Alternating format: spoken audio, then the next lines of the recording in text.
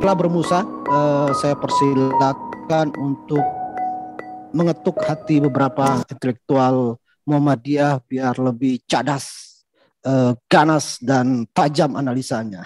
Ini kayak ref. Oke.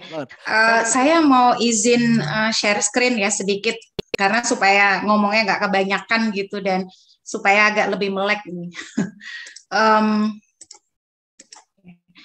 Saya membuat catatan sederhana sih, sebenarnya nggak terlalu berat-berat banget dan sama seperti Ninis tadi, bicara pada spektrum yang lebih kecil dibandingkan hal-hal yang sifatnya sangat filosofis ya dan berangkat dari konsep serta bagaimana kemudian kita melihat antara realitas hari ini dengan berbagai idealitas kita soal demokrasi.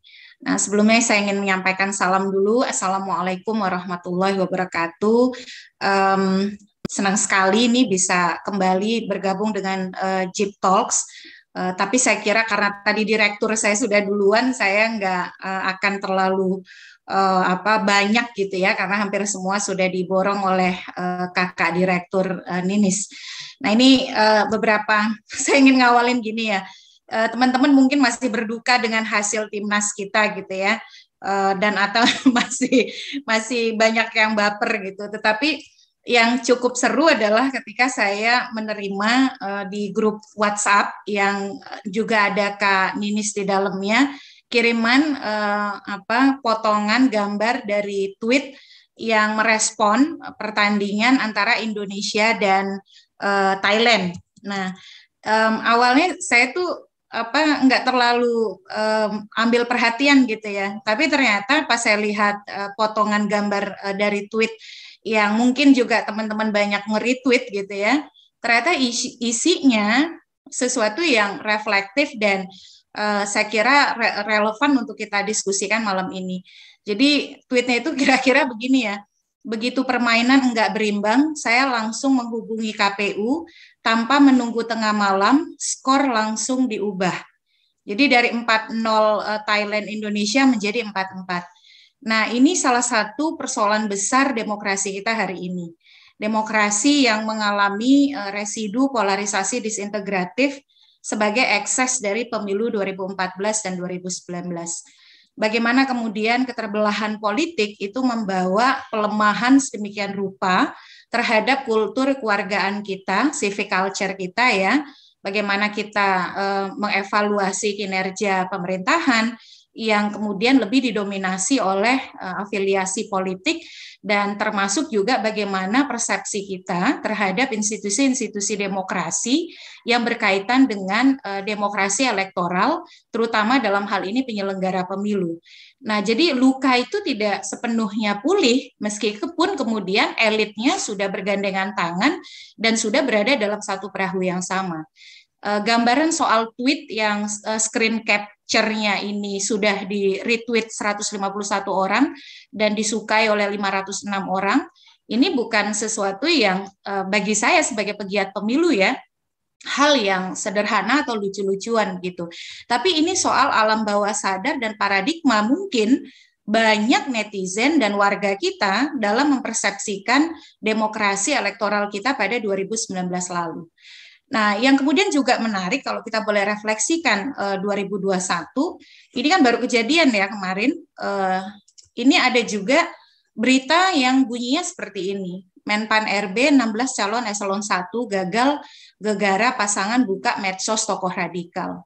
Kutipannya adalah misalnya Pak Cahyo menyebutkan bahwa istrinya kalau malam kerjanya buka medsos tokoh-tokoh radikal, tokoh-tokoh teroris, gagal. Pokoknya yang berbau terorisme, radikalisme itu ancaman bangsa lanjutnya. Nah ini kemudian kalau kita lihat ya ilustrasi tadi screen yang pertama dengan kemudian berita tanggal 1 Desember 2021 ini yang kemudian juga makin membuat residu polarisasi disintegratif itu makin menganga begitu ya. Karena kenapa?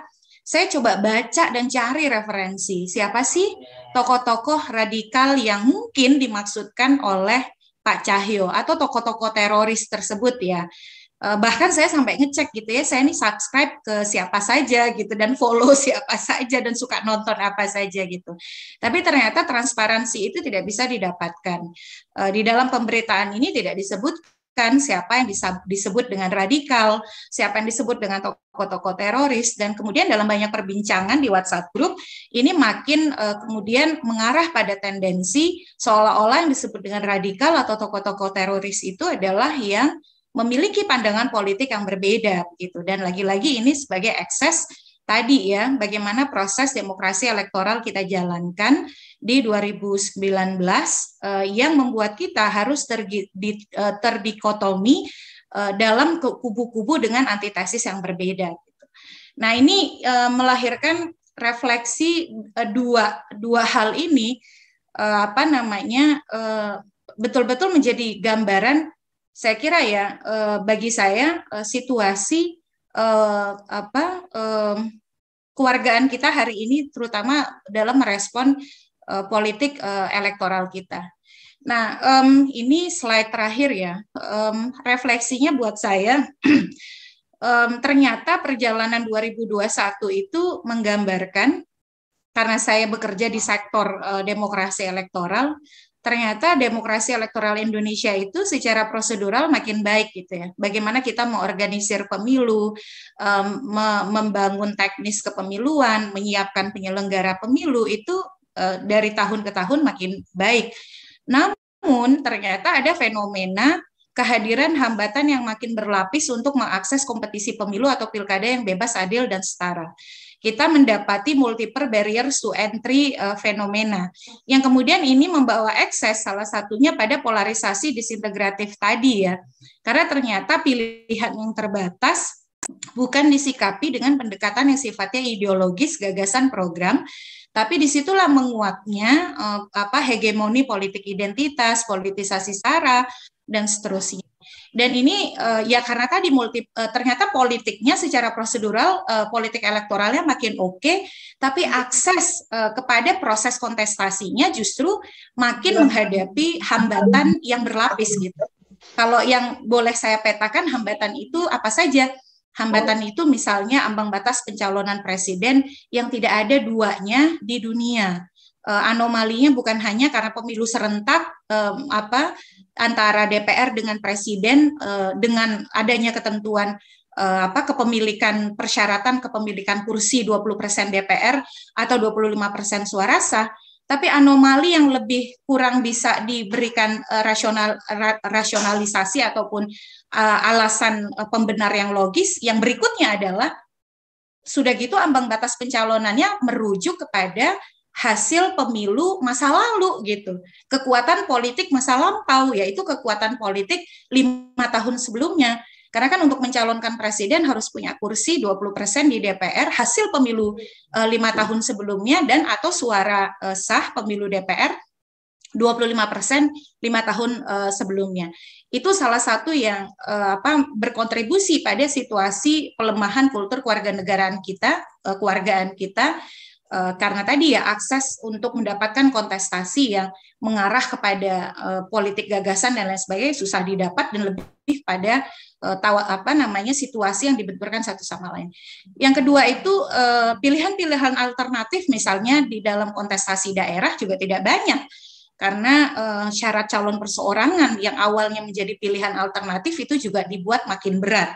Akhirnya kita menghadapi fenomena berikutnya, calon tunggal di pilkada yang makin hegemonik. Di 2020 ada 25 daerah yang dimenangi oleh calon tunggal. Belum lagi misalnya sentralisasi politik lokal ya, di mana hegemoni DPP dalam pencalonan pilkada dia bisa mengambil alih bahkan proses nominasi calon kepala daerah di pilkada. Dan yang terakhir ongkos politik yang makin mahal. Nah, yang kedua refleksinya adalah disparitas yang makin senjang, karena latar belakang saya hukum, disparitas yang makin senjang dan terbuka antara sikap pembuat undang-undang dengan aspirasi publik terkait pengaturan pemilu demokratis. Tadi Mbak Nini sudah membahas tentang pembatalan revisi Undang-Undang Pemilu, lalu dipertahankannya ambang batas pencalonan presiden. Memang dalam bukunya Judge in a Democracy, Aharon Barak kan bilang ya, bahwa yang namanya teks hukum itu tidak akan pernah bisa sepenuhnya merefleksikan realitas dan juga apa yang menjadi kebutuhan di masyarakat. Tetapi yang terjadi di kita, upaya untuk menuju ke sana yang ada adalah dibajak oleh kesengajaan untuk memutus mata rantai aspirasi itu gitu. Hasil uji materi Undang-Undang Cipta Kerja misalnya kan memperlihatkan bagaimana ruang-ruang partisipasi itu disimbolisasi oleh daftar hadir dan seterusnya. Dan bahkan prosesnya makin dipersempit dengan alasan misalnya pandemi COVID-19. Nah, oleh karena itu saya ingin menutup bahwa bukan berarti saya tidak bilang advokasi kebijakan itu atau kemudian sifatnya yang merupakan reformasi pelembagaan politik itu menjadi tidak penting ya. Tetapi disinilah sebenarnya penguatan warga itu menjadi penting. Bagaimana kita membangun seperti ada fenomena sekarang ini kan cancel culture ya, kendali oleh publik untuk kemudian memastikan moralitas etis kita di dalam berpolitik dan bernegara itu berjalan.